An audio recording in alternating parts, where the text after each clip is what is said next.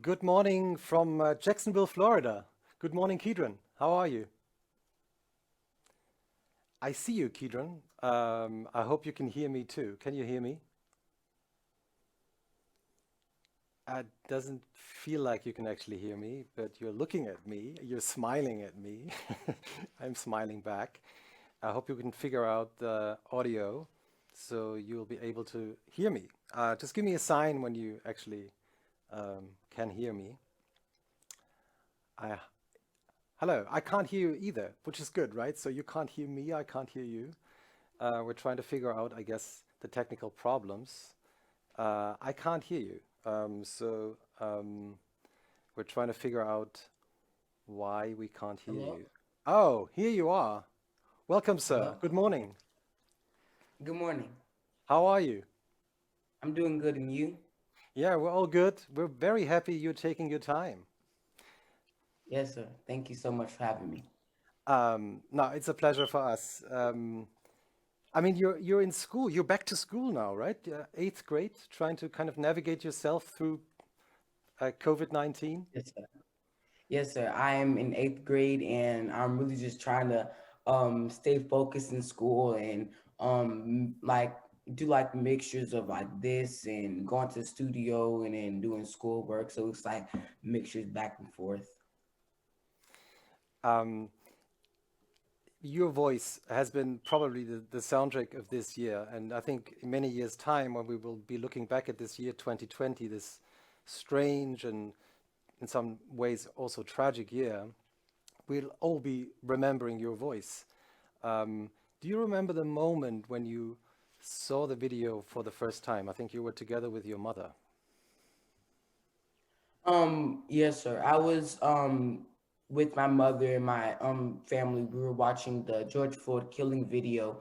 And it was really, really, really sad and heartbreaking. So my mom went into prayer and asked God to give her something, and that's what God gave her, the lyrics, I Just Want to Live. And she gave the lyrics to me, and I went upstairs and I prayed over the lyrics and I asked God to give me power and strength to deliver the message right. And after that, I went back downstairs and said that I was ready to record, and we recorded it. So you actually recorded it on the same day, like within a few hours. Yes, yes, sir, I did. So how many takes did you have to record? It was just one take, and like and that was it. It was just one take, and it was done. Wow. Just one take, and then you posted it on the same day, or your mother? So yes, my mom posted on the same day, and and on that same day it went just everywhere. It just went it just kept progressing and progressing every time. So yeah. Um, what was the moment like when you realized, oh, President Barack Obama is actually um, has seen the video and is sharing it with his followers? Um, when Barack Obama shared it with his followers and shared the video, it was just like, wow, like us president is really supporting me in this, and I just was really thankful and grateful for that opportunity that God gave me, and that God has just placed down on my life, because it's been a dream my whole life just to be able to deliver a message of hope and just impact lives in the world, and it came to life, and I'm just really really excited. Now, I know that you've witnessed racism yourself. We ran an interview with you in ZEIT magazine in our column I Have a Dream a couple of weeks ago, and you told my colleague, a reporter from ZEIT magazine, that yeah, you've witnessed racism yourself, and you told the story about this pickup driver. Do you remember that story?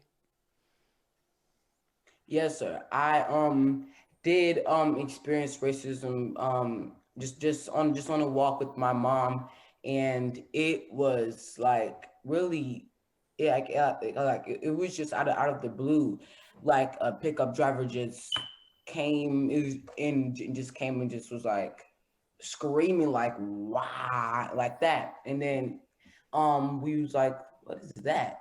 And then we went back to the stop sign, and then the truck came around again, and we were just like right there by the stop sign, and then it stopped at the stop sign and looked at us, and it didn't say nothing. But when it went down the street again, it said why, and then my mom was just like, see, that's how why people want to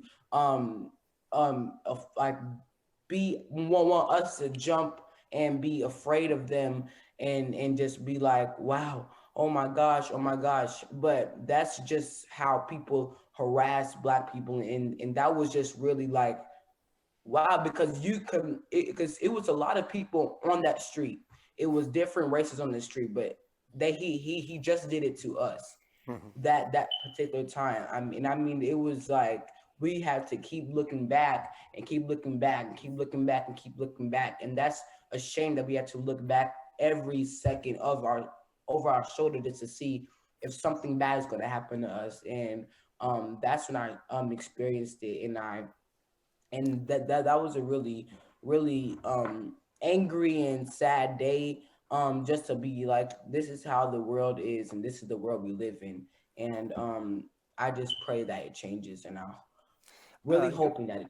yeah, I mean, your parents are both ministers. Um, Yes, sir.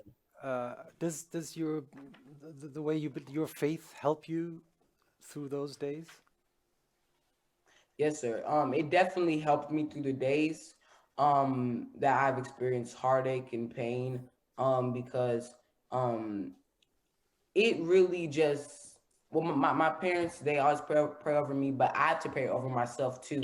And I pray, and just so I can just feel protected, because God is my protection, and I can trust in him, and I can depend on him whenever I need him, because he's going to always be there.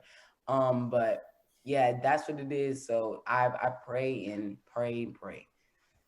Now, you're also engaging yourself in politics now. I mean, you're trying to be an activist and raise your voice. How do you actually do that? Well, I do.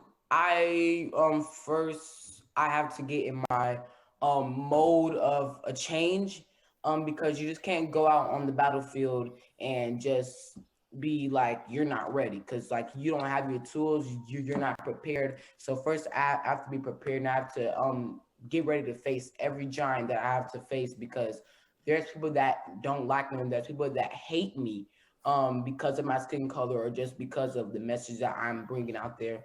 Um, so it's definitely preparation for me. Now, you've also recorded your first EP. It was just released a few days ago.